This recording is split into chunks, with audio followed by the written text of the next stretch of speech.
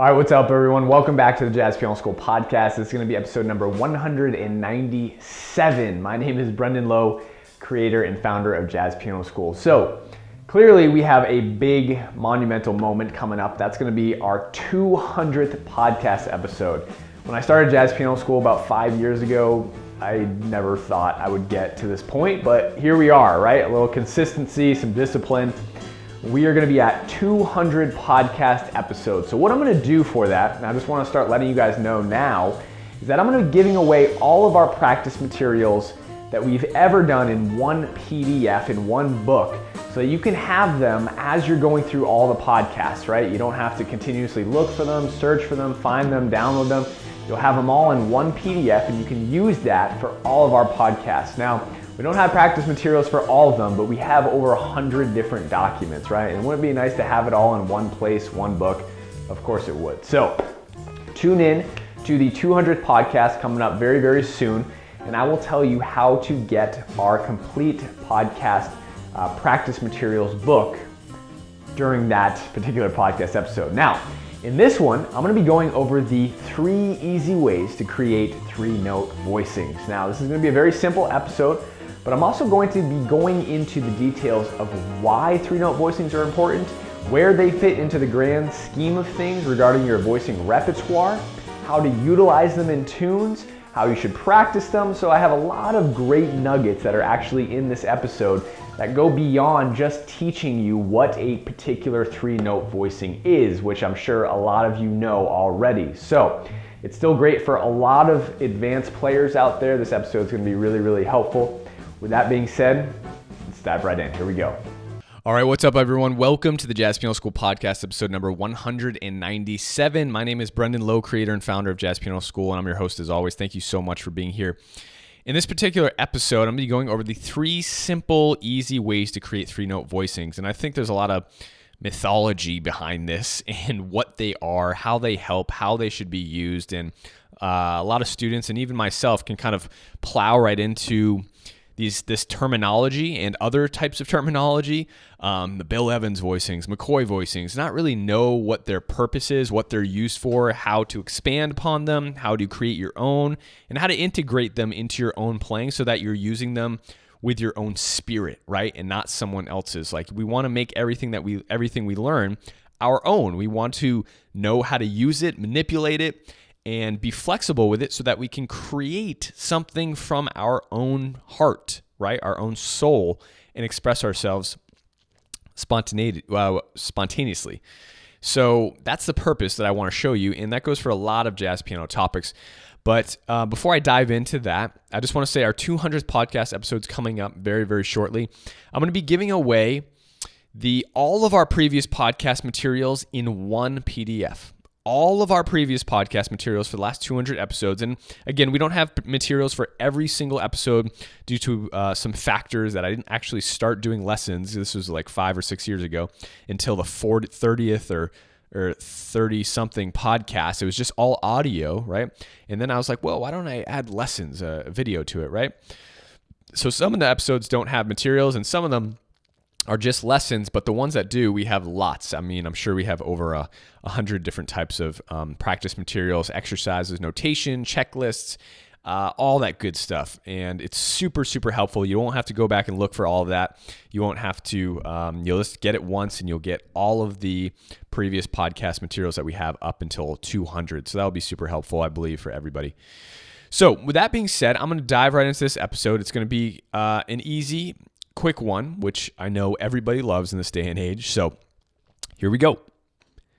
So the tune I'm going to be using is All the Things You Are. Here are the chords just real quick, right? It cycles very nicely, very harmonically, and in a very fluid motion. The harmonies move very nicely. So a 3-note voicing essentially is 3 notes in our right hand. Okay, very, very simple. But a lot of people get into the different things like, oh, here's how you play your 3-note voicings. Here's how you play your 4-note voicings. Well, anything can be a 3 or 4-note voicing, and that's what I'm going to talk to you about today. And I want to teach you how to expand them, use them, and start practicing them.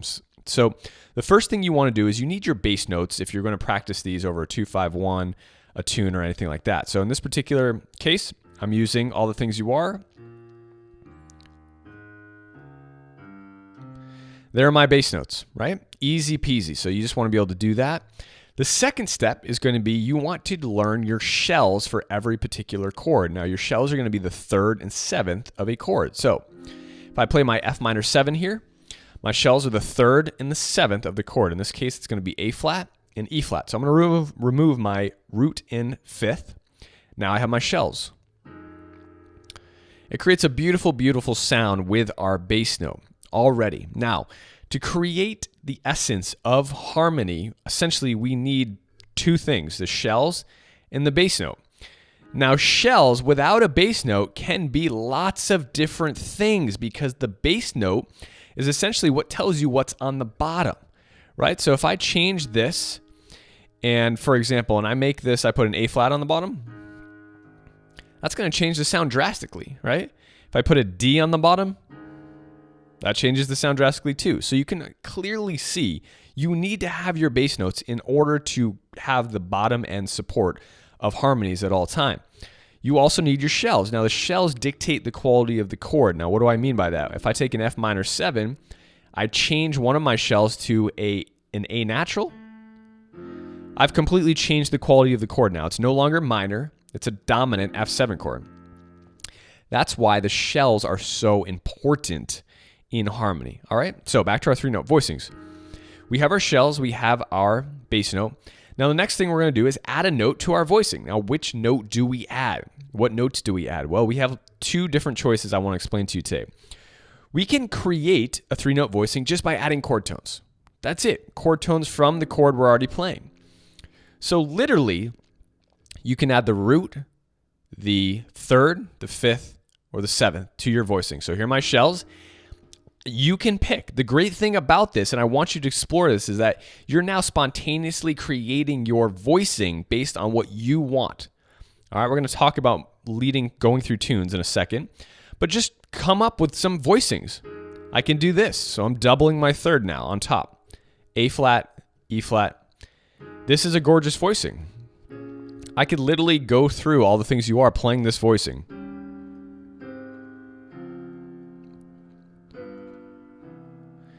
And just by doing that one particular voicing, I'm creating a gorgeous arrangement of the tune. I mean, this is very, very beginner style piano, but guess what? It leads to gorgeous playing. And when you master these fundamentals and basics, you're going to be that much better at playing, right? So just check this out. Now it's not being voice led very well, right? And I'm going to get to that in a second, but let's change this. Let's say I put the root on top. Now, people might be like, well, Brendan, I want to use all rootless voicings. Listen to me. Keith Jarrett, Brad Meldau, Herbie, these brilliant, brilliant pianists, they're using chick so many times. They're using shells and just maybe the root like this to create these simple, beautiful harmonies, especially Brad and Keith, right? And because it's so natural, it's so beautiful, they don't have any other like out color extensions, it creates this simple, pure, natural harmony. Go ahead and check out their transcriptions and you're going to find this happening a lot. So don't be quick to judge just this voicing here, right? So I can move through, right? And especially the major 7 voicings, I can move through All the Things You Are with my 3-note voicing with that particular voicing I've chosen, right? And again, now let's say we pick a color tone. So let's say I have my 3 and 7. We're always going to start with that and our bass note on our left hand. I'm going to put the 9 on top. So that's a beautiful voicing too. Now I've chosen a color tone. Now you need to know what extensions are available. I'm not going to get into that right now. But if you do, right, you can choose any color you want. Right? You could have the 9 on the bottom if you want to. This is a gorgeous color too. Sorry? Really, really pretty sound. Right? You hear this? You hear how gorgeous that is? I mean, gorgeous voicing. Now here's the 9 on the top.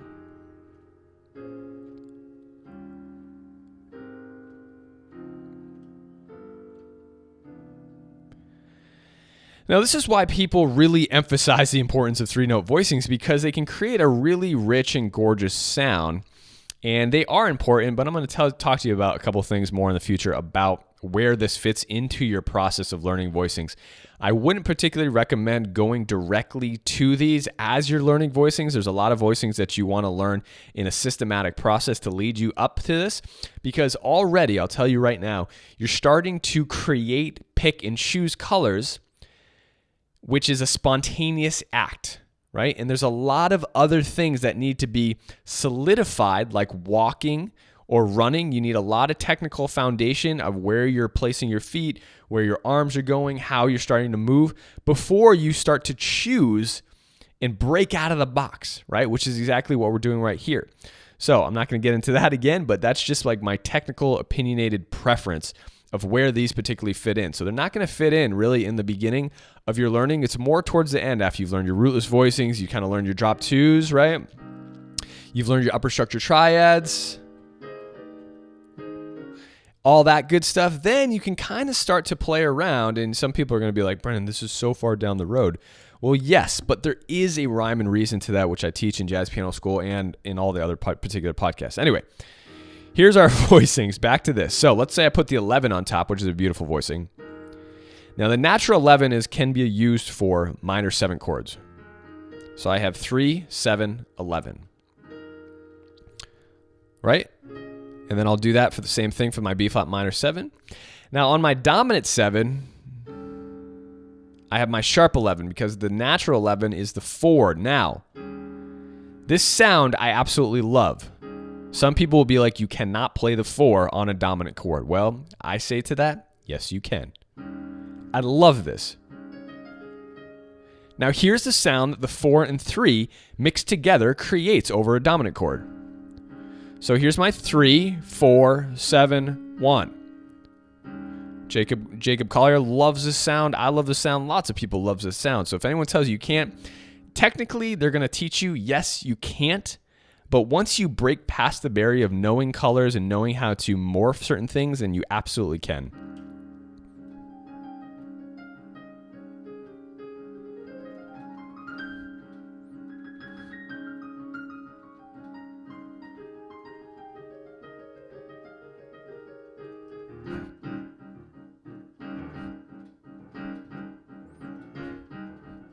Isn't that gorgeous?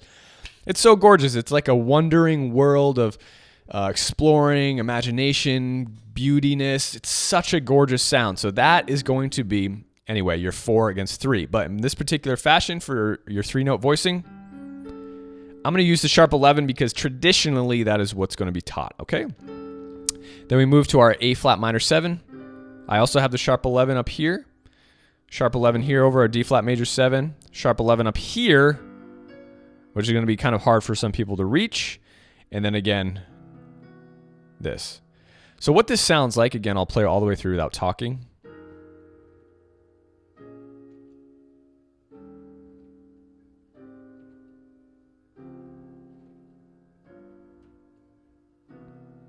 Isn't that gorgeous? That's so gorgeous. I love it so much. So that is picking a color tone. So go back to what I was talking about before. So once you have your shells and your bass note, again, if you're more of a beginner, you can pick chord tones. That's perfectly fine. And I would say you can place them wherever you want. I would begin by placing them on top, because that way you hit the shells and bass note are on the bottom, which creates support for the note you're going to choose on top. If you're more advanced and you do know about extensions, you can start to pick them and place them in different areas of your voicing. So for example, I could choose the 11 and put it here. So I'd have this. Right? That's going to create a completely different color. So that is essentially how you create 3-note voicings in a very easy, simple process. Now, how do we want to practice this? Well, we want to go through our 2-5-1s essentially first. Make sure you can voice lead your shells through your 2-5-1s first, right? Because again, finding your shells in your bass note is a necessity. That has to be mastered first. And if you can't do this, right, with ease,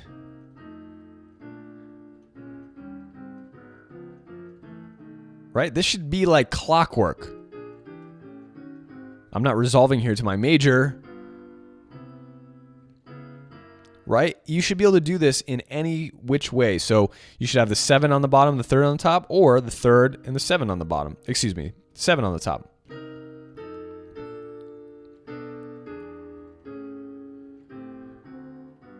Right? It should be like riding a bike. Okay. The next thing you want to do is whatever tune you're working on, you want to also practice that. So here would be my shells. I'm going to voice lead my shells through all the things you are. Shells, shells, shells, shells, shells, shells. Now let's talk about voice leading our top line just a little bit, and that'll be the last of this particular step that you want to work on. So you don't really want to choose, although you can. Let's say you're composing. I could choose a random 3-note voicing for more of a composition effect.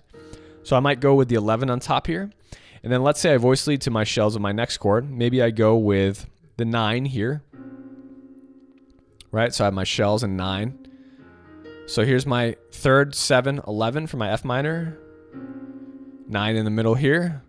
Then let's say I go with my flat 9 now on top. Okay, for my E flat 7 chord. And then let's go shells and sharp 11 here. And let's go shells and 9 here. And let's go shells and flat 13 here. And let's go shells and sharp 11 here. Okay. Now, if you're creating more of an experimental compositional thing, that's what you would do. You could choose different voicings, movements, things like that. But as you can see, excuse me, things are jumping around a lot. And what's going to sound different, I should say. I don't want to say better because I like the way that sounded, what I just played. But what's going to sound different is if you voice lead a top line.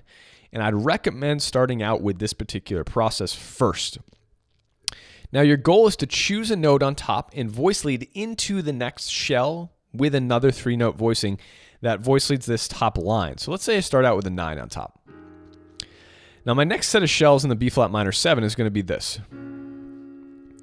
So what I also want to do is I want to voice lead this particular note into my next 3-note voicing without it making a drastic jump. So before, I was doing things like this. So I'd go here, and then maybe I'd go and double the 11. So that would be, let me see, like this. So essentially, this was jumping from here to here, right? Or the 9. If I did this, that's a big jump from here to here. So we want to voice lead that top line. So let's say I leave it. Now remember, voice leading, the definition is moving the least amount of possible intervals, right? To get to the next chord, excuse me. So moving the least amount to get to the next note you want to get to. So if I don't move this, I mean, that's the least amount possible. No movement at all. Now, if I don't move this, this is going to be the 13 in my next chord. See how it stays there? Now, actually, I could voice lead this one particular note almost all the way through. Here's doubling the 3rd, doubling the 7 here. Now, this will be the sharp 11. Now this will be the root. Now I'm not going to be able to reach, well, I think I can reach this. But now that was the 5th. So I left this one note on top the entire time. Now, again, that's the least amount of movement, but you particularly don't always want to do that or have to, and there's plenty of other colors that you can choose. So let's move this around, but also voice lead this time. So I'm going to start here. I'm going to go to the 5 of the next chord. See how pretty that sounds? Now you got this top movement happening like this. Now going into my E flat 7, I'm going to voice lead this top note again, which happens to be the 5 now. I'm going to voice lead it into the flat 9 of my E flat dominant 7 chord. Okay, you see that? Now, instead of continuing downward, I'm going to go back up to my A flat major 7, and I'm going to put the 13 on top. Now I have the 13 on top. So the line, just to reiterate, was this. How gorgeous is that? It's like a beautiful line that we have on top of our shells and bass notes. So now we're creating 3-note voicings, but we're voice leading the movement on top, which is going to create this gorgeous counter line. You see that, right? Now we're moving to our D flat major 7. Okay, so maybe I go to the back up to the sharp 11 here. That sounds pretty. Okay. I might choose the flat 9 here. And then maybe the sharp 11. Okay, let's say I didn't want to go up to that far of a reach, right? So we'll go back to the D flat major 7. Now, you obviously can jump. You can make a skip. It happens all the time. You don't have to go by steps, half steps or whole steps. You can totally jump. It's no problem. So let's say I'm at my D flat major sharp 11 and I'm going to my G7. And the kind of options we have here without going higher, right? We could do the 7, we could do the 13, and we could do the flat 13. The 5 is kind of a big jump, but you could do that. Dee-do-da. You know, you want to think about the lines as being melodic. So that sounds great. Like this particular fourth coming down and going up and resolving to the E is a very nice sound. So I could go, right? Or I could go, that sounds really cool too. Or I could go, I love that too. Dee da da. You hear that a lot.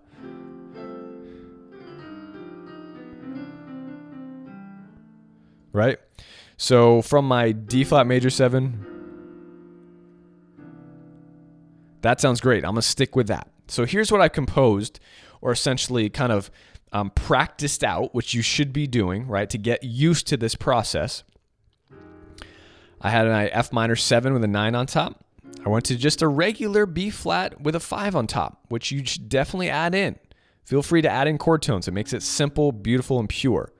I went to my flat 9, and then I went to my 13, and then my sharp 11, and then my flat 13 on top, and then my C major 7, my 9 on top.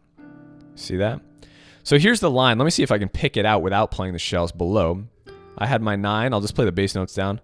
5, flat 9, 13, sharp 11, flat 13. Now here's the line by itself.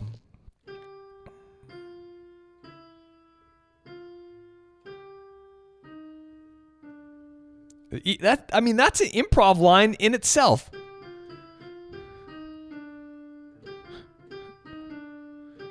Right?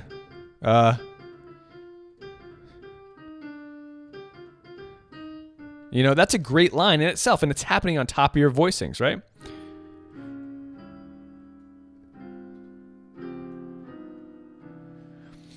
So as a beginner, you want to take this process to move through your voicings, right? And work on this. And then, you know, this is more of a kind of out of tempo style, but again, put a metronome on, have it count 1, 2, 3, 4, 1, 2, 3. You can start comping.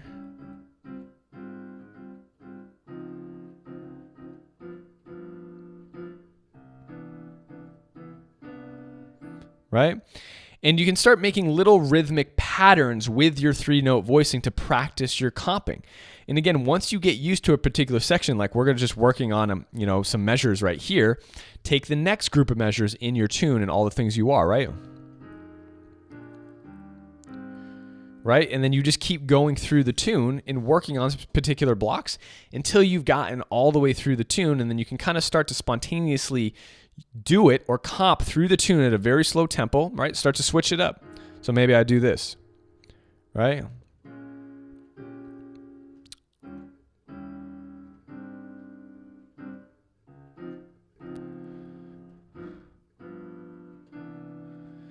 So now I'm just picking and choosing on the fly, which is your next goal, right? At a very slow tempo, right? Controlled tempo. So kind of choose your 3-note voicings on the fly. And again, you don't have to choose, if you're a beginner, just choose chord tones. Just choose chord tones. Right? All I'm doing here is chord tones.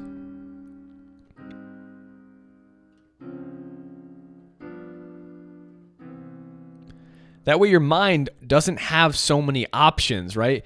What happens is people start to kind of get on overwhelm, like, oh, I can choose the 9, I can choose the flat. What do I choose? And then they end up not making, you end up not making any decision, which has happened to me many, many times, right? So So that is essentially what you want to work through. And again, it's a very easy process. And again, the particular 3-note voicing is just the type of voicing. I mean, it's not really a specific voicing because you're choosing what you want to create in your 3-note voicing. You're choosing your options. Again, in my opinion, this 3-note process comes a lot later down the road in your voicing repertoire, your systematic voicing pattern. We have a really awesome mini course inside Jazz Piano School called the Beginner's 35-Day Voicing Plan. We also have Complete Voicings Part 1, which tells you the systematic process to work through your voicings. Ultimately, you want to be picking and choosing as a final portion to your voicing repertoire, because at that point you've worked through the systematic patterns, you've worked through the structures, you've worked through the set foundational voicings that you need to know, which are going to help you use this process in a much better, more efficient and optimal fashion. Okay? Hope you guys enjoyed that, and I'll talk to you soon. All right, I hope you guys enjoyed that podcast episode. Definitely go ahead and subscribe down below. We release a new podcast lesson like the one you just saw every single Wednesday. We release a new lick of the week every single Monday. Definitely go to jazzpianoschool.com to check out all of our free education that we have on there, all of our podcasts, all of our lick of the weeks, our blog, transcriptions. It's absolutely amazing. It's the Disneyland of jazz piano. And we're going to be releasing Jazz Piano School 2.2S. I'm not really sure what to call it yet, going off the iPhone references, right? But that's going to be an updated members area. Now, if you're currently a member of Jazz Piano School already, you'll get access to that. And if you're not, be on the lookout for our new version coming soon, because we're going to be opening enrollment to Jazz Piano School, which we haven't done since last October. All right, so we really only do this about once a year, and it's just a one-time thing for us to accept new students in enrollment. So that's going to be coming up very, very shortly, within the next month. We're just finishing some things right now. The best place to learn about that is going to be on these podcast episodes or on our email list, which you can get on by going to jazzpianoschool.com and downloading one or any of the materials that we have there. So thank you so much for watching, and I'll see you in the next episode.